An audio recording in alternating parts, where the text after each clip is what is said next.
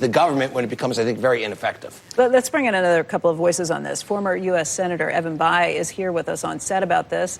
Also, Mattie Duppler, who is National Taxpayers Union Senior Fellow. Evan, what do you think? I mean, how do you navigate your party, the Democratic Party, when you hear statistics like this?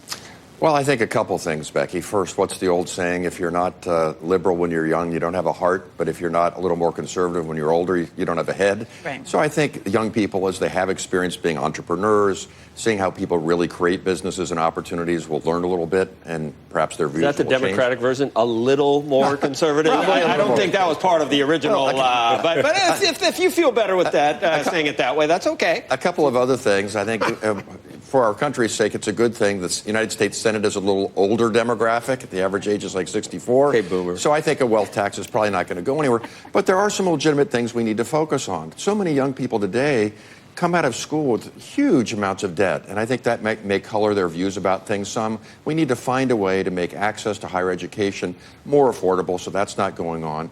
And with the huge disparities in wealth that we're generating today, we need to find a way to, and I hope we can convince young people, even in my party, Joe, to lift up rather than to level down. And that's great. I get confused who your party is. You're an Indiana Democrat, and we've been on a lot of times. No. You don't recognize this party. Well, I've been accused of sometimes being a Republican, somewhere in the middle. Right, like a dino.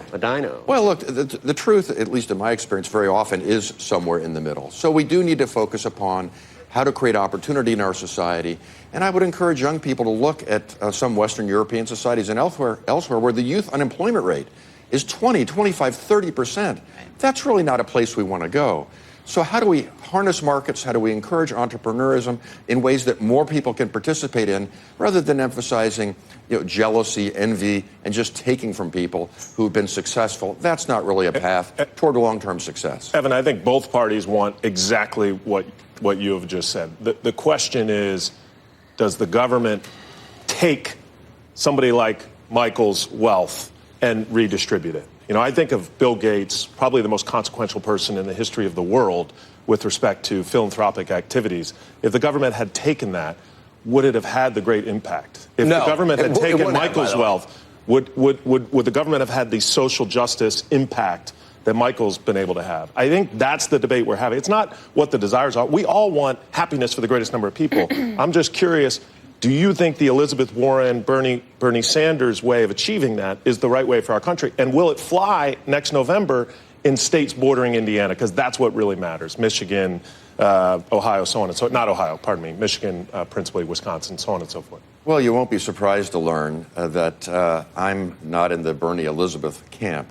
I'm not for marginal tax rates at 70, 80, 90%. I'm not for just confiscating people's wealth because they happen to have been successful.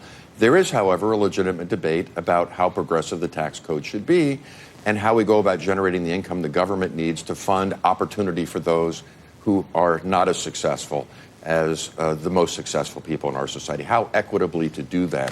And that's a legitimate debate that we should have. But I'm not for, just confiscating people's wealth with the wealth tax. I'm not for the so-called death tax.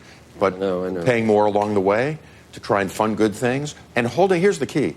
And where I'm from, Joe, out in the hinterland, Becky's home state, people are for funding education, quality health care, that kind of thing. But they know that inherently because government is not subject to a market discipline, government tends to be inefficient. It can be wasteful. So how do we hold government accountable? That's the key word.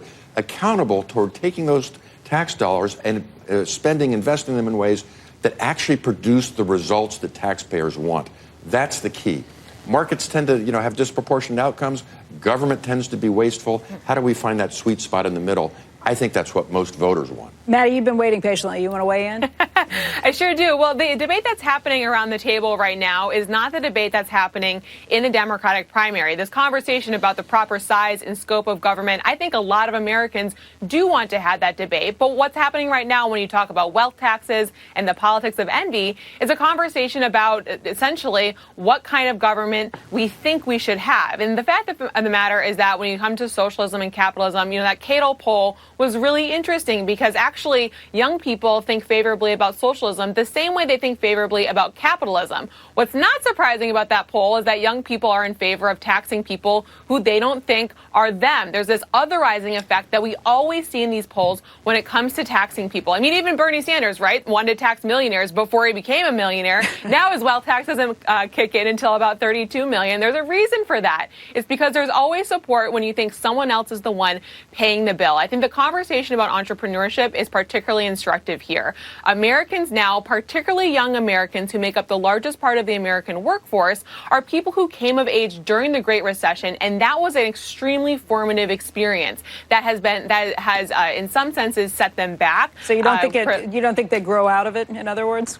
Well, I do think they grow out of it, but I do think they just have a unique perspective that our political and financial thinking really hasn't accommodated because there's been 10 years where they feel their financial futures have been delayed. They feel that there is something missing for the economy, in the economy for them. But as a result of that, most millennials are a lot more entrepreneurial, which means business taxes are going to hit them a lot more sensitively. They're going to be exposed to something like an increase in the payroll tax, which we hear a lot about from some of these Democrats running for president. You know, when you talk about taxes on wealth, when you talk about taxes on high-income earners, people think that's just on the income side of things. But when you think about the complexity in business taxes, that's something that young people will be a lot more exposed to a lot earlier than other generations. Mattie, it's good to see you. Evan, thank you for coming and joining us here, too. It's great to see you. Great to be back.